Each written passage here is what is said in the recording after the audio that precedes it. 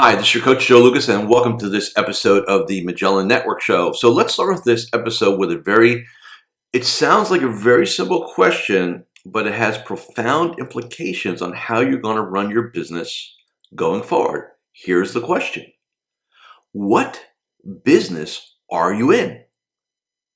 Let me repeat that. What business are you in?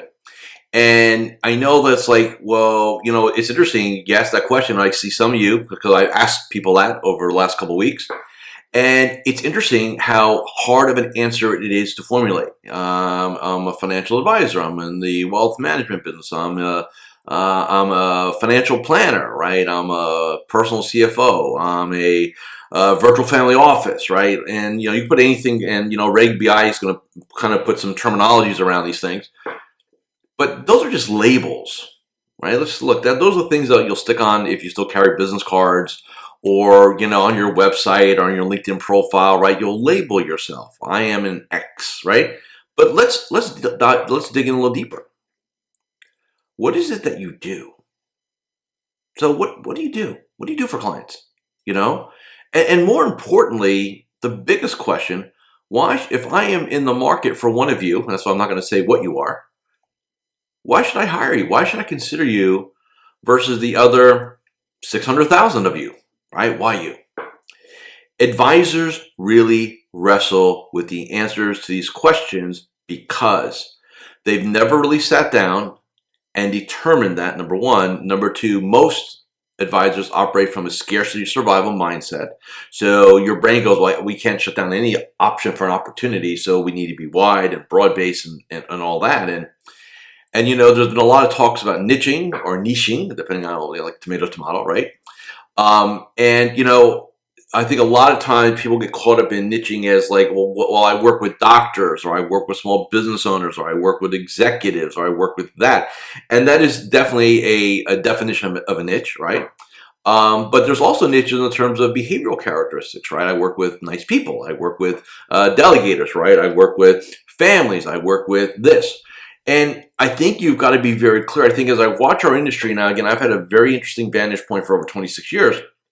And I think there will always be what I call the country doctor model, right? So, hey, I'm kind of here. I do a little bit of everything and stuff like that. And there's nothing wrong with that. You'll make a very good living.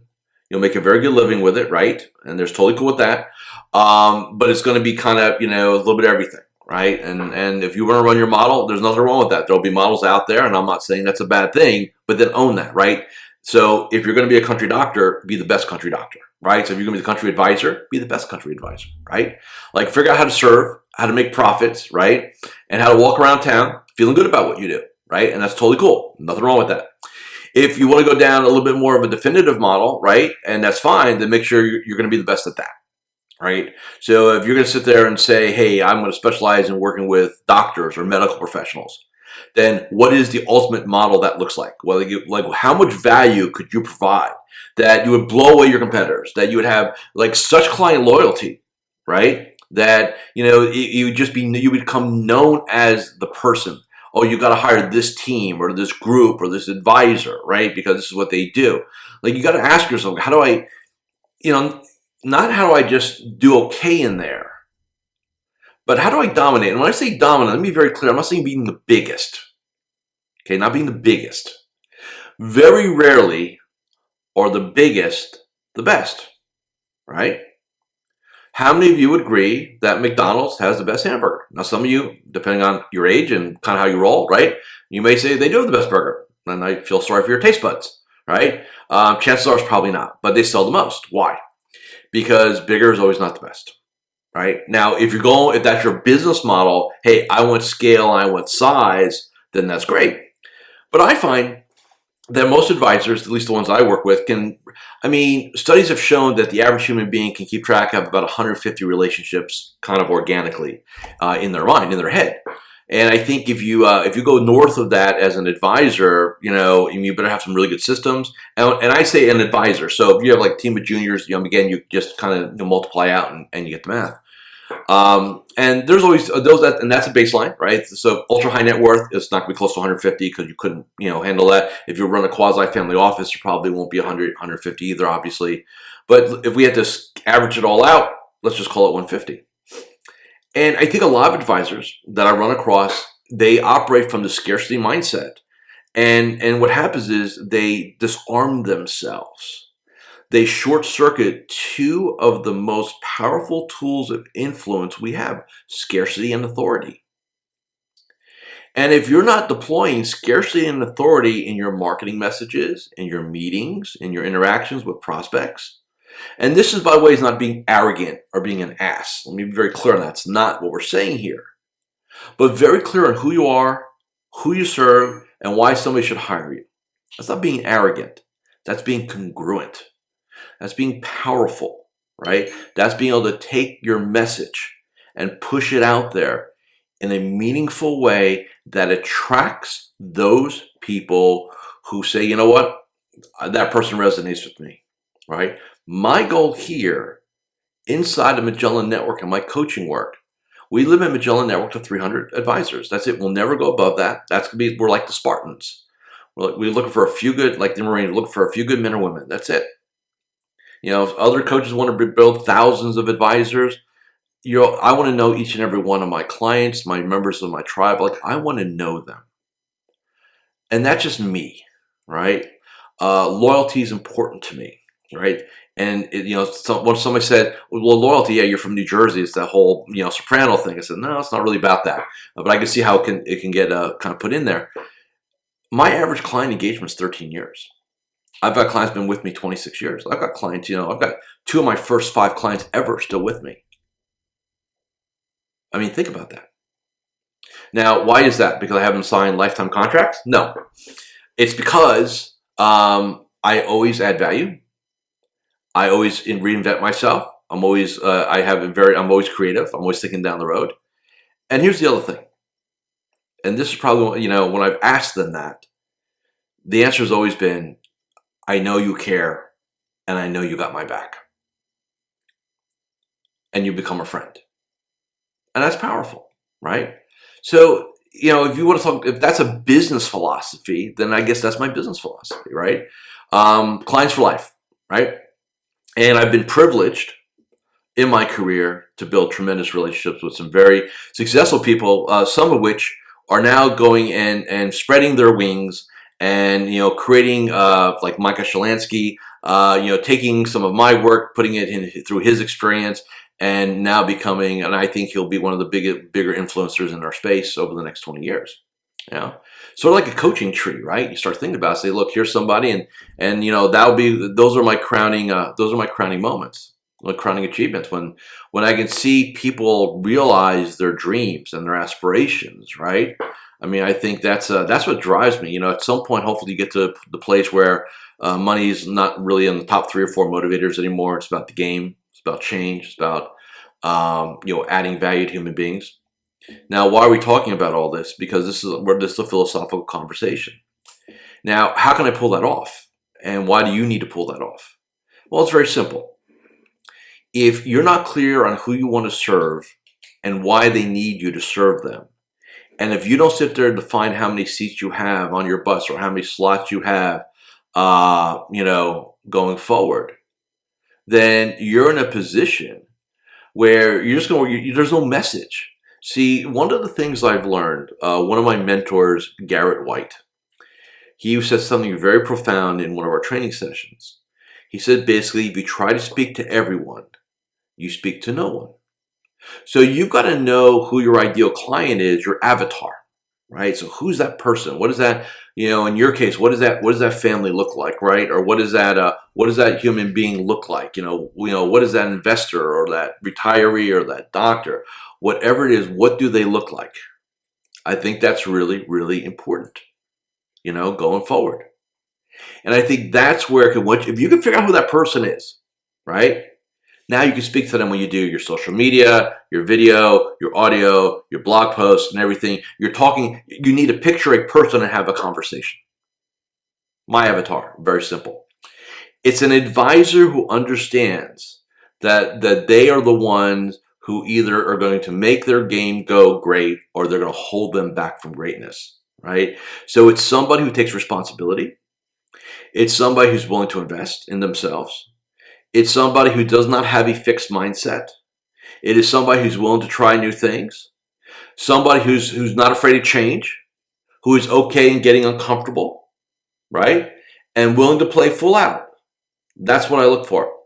I don't care gender. I don't care age. I don't care business model, although I will say that wirehouse advisors are at a disadvantage going forward. And so as a coach, it makes my job a little bit more challenging because a lot of things that I can deploy freely with my RIA clients and my IBD clients, we can't do over here. So it's a little bit of a kind of parting, if you will.